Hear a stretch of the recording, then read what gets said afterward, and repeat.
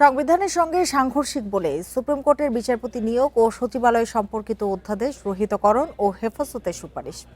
কথা বলেছেন সংসদীয় বিশেষ কমিটির প্রধান। তিনি বলেন, প্রয়োজনে ভবিষ্যতে এ সংক্রান্ত আইন করা হবে। আর বিচার বিভাগের স্বাধীনতা নিশ্চিতে আগামী অধিবেশনে এ সংক্রান্ত আইন পাশের পরামর্শ সংবিধান বিশেষজ্ঞদের। ১৯৯৯ সালে মাজদার হোসেন মামলার রায়ে বিচার বিভাগের স্বাধীনতা নিশ্চিতে ১২টি নির্দেশনা আসে। এরপর বহু বছর কেটে গেলেও বাস্তবায়ন হয়নি তা। গণ অভ্যুত্থান পরবর্তী অন্তর্বর্তী সরকার আলাদা অধ্যাদেশের মাধ্যমে সুপ্রিম কোর্টের বিচারপতি নিয়োগ বিধিমালা ও সচিবালয় গঠন করে। ২০০-র বেশি সার্ভিস ও ফিচারে লেনদেনের সব বিকাশ অ্যাপে সম্ভব। বর্তমান সংবিধান অনুযায়ী প্রধান বিচারপতির পরামর্শে বিচারক নিয়োগ দেন রাষ্ট্রপতি। এক্ষেত্রে তার যোগ্যতা আইন পেশায় ১০ বছরের অভিজ্ঞতা। তবে নতুন অধ্যাদেশে বলা হয়েছে বিচারকের বয়স হতে হবে অন্তত ৪৫ বছর। রোহিতকরণ আছে, কিন্তু বিচারক নিয়োগটা কি পদ্ধতিতে হবে, কোন কোন ক্ষেত্রে কে কে বিচারক হতে পারে, সেটাই সংবিধানে সন্নিবেশিত হবে।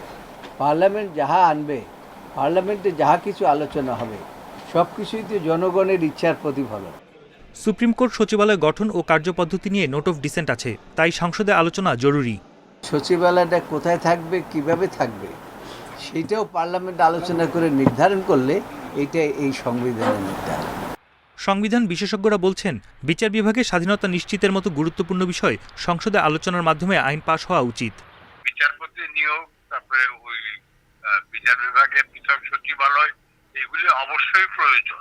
তো এখন এই যে অধ্যাদেশগুলি আছে, যেটা আপাতত তারা পাশ করছে না, আমি নিশ্চিতভাবে আশা করব যে যাচাই বাছাই করে এই অধিবেশনে না হলেও সংসদের আগামী অধিবেশনে তারা এগুলি আইন হিসেবে পাশ করবে।